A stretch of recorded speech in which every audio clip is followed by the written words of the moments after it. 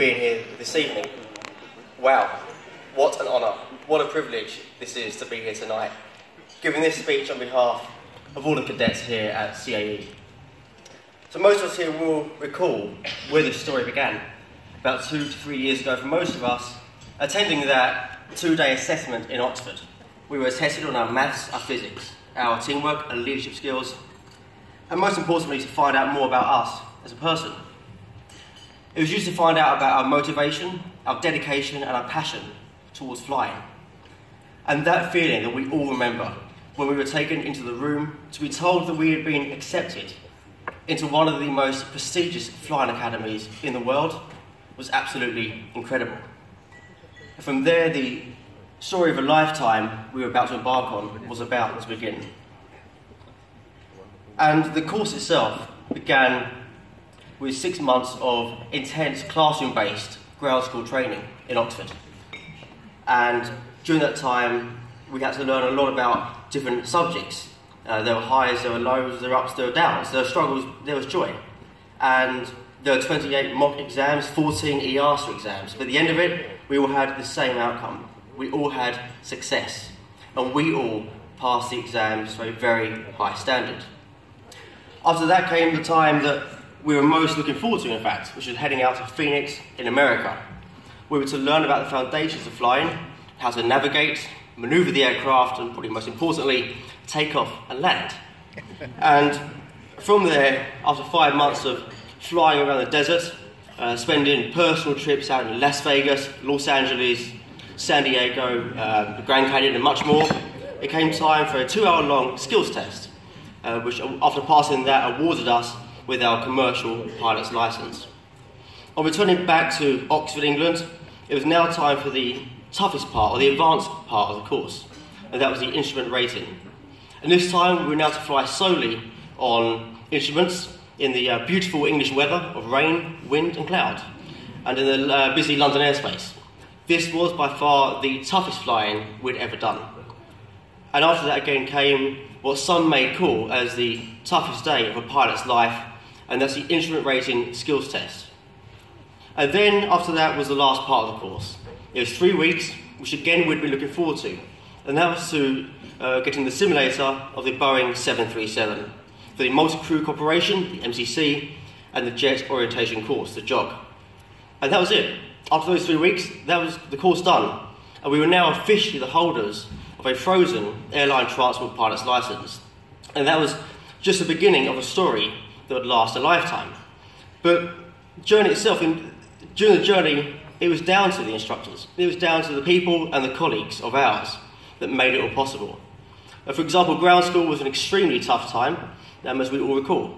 We had to learn about air law, meteorology, principles of flight. We had to learn about communications, radio navigation, and much more, for example. The amount of knowledge we had to retain and the information received was absolutely phenomenal. But it was down to the dedication of the instructors, their personalities, their experiences, their stories, their histories that made it all doable. And every instructor was a character. And to me, there is no better example of this, I'm sure you recall as well, than Ted Pinkney, who is here in the audience today. Exactly, thank you very much. Who would always, when we enter the classroom and through a lesson, would like to try and interact to make us understand scenarios of flights and what would happen in certain cases. And he'd always try and give a nice scenario. We should go for a flight, let's say, for example, from Stansted to Larnaca. Personal training.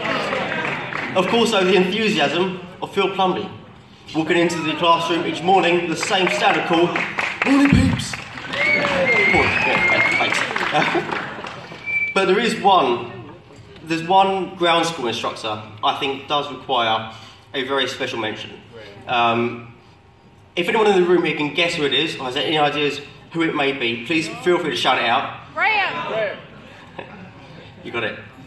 Some say that Mike Allen was the most entertaining of them all, with his stories about flying the Hercules in the Royal Air Force, getting lost over the Atlantic, and performing emergency descents. And in his words, it was always Very exciting. But it wasn't just the instructors who had stories, it was also the students. For example, Jordan Shepherd, Joe Howells, Josh Whitehead and Stu Withall all turned up on the last day of ground school dressed up as the Teletubbies. And of course, how can we forget about our two good friends, Trisha and Alex, who when in America, living together, managed to block the toilet. That's strange. And flush it, and then leave the flat, go out for the day. Come back though to find a random man in the flat wearing rubber gloves, rubber suit. As we told him, it called out because there's 2 inches of water flooding the entire flat's floor. But it was through these good times that made it all possible. Made us where we are today, flying for well-known airlines all across the globe. British Airways, CityJet, Ryanair, Wizz Air, Thomson, Thomas Cook, Emirates, Turkish Airlines and many more. And of course the airline I believe to be one of the best in the world, the airline that I fly for, it's EasyJet. Gotta say it. But I did spend 6 months working there with Joanne and a few other of us before the flying. And I've got to say the team there were absolutely amazing. And they do motivate everybody in their careers, in their jobs, in their flying. But also for me, made me realise as well that I would like to be one day more than just a pilot and take myself further. But on behalf of all cadets, I think it's only fair that I do say a few thank yous to everybody. First of all, thank you to everybody at CAE who provided the infrastructure for us to succeed. Thank you also to our ground instructors, to our flying instructors in both Phoenix and Oxford, and the MCC and job instructors. They gave us the foundations to fly. They gave us the principles, the knowledge, and the expertise to use for the rest of our careers. Thank you to George Giorgio and his team at Buxton University for educating us in airline transport management and allowing us to achieve such a prestigious and respected degree. Thank you to Mike Griffith, Blair, and Lise Fabian and the team in graduate services, who are always there for us. Make sure that whenever we went for any interview, we were well prepared and the CV was up to date. Thank you to Jane and Lauren and their team in customer services, who always put us first, even if they were joking around about sausages, for example, and personal joke. And they were world class. But thank you also to all of whom have supported the journey, which not only ensured that us cadets succeeded, but also nurtured friendships that will last a lifetime, helping us to grow as people, learning to trust in one another, and a belief of being strong in the belief, in fact, of how great teamwork leads to great success. I personally want to thank each and every cadet on this course who has made this the most memorable experience of our lives. Also, a special thank you to my flying partners, Ed Wakefield and Glyn Pennell. If you don't mind, just a few final thank yous tonight, which was personal to me, my journey, my story. First of all, thank you to my friends who have always been there for me, and those who are here tonight, especially Dino, Callum and Jess. We're over here. There they are.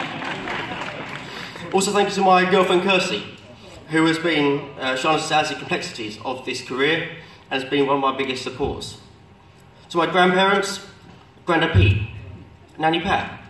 There's always a Nanny Pat in Essex. It's the only way. My Grandad George and my late Nanny Doll, who only a few months ago was saying how excited she should be to be here this evening. So in turn, I dedicated this speech to her.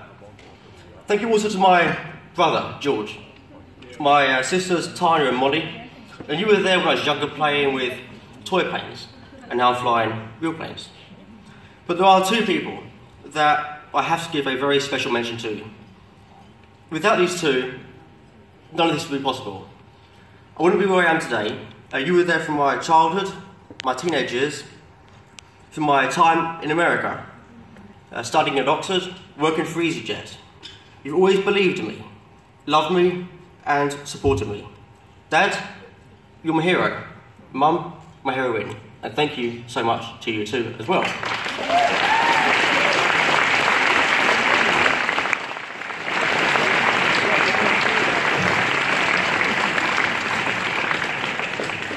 I'd like to finish off today on a quote that I believe sums up why all of us are here, why we do what we do, and why as pilots we love every day of our career.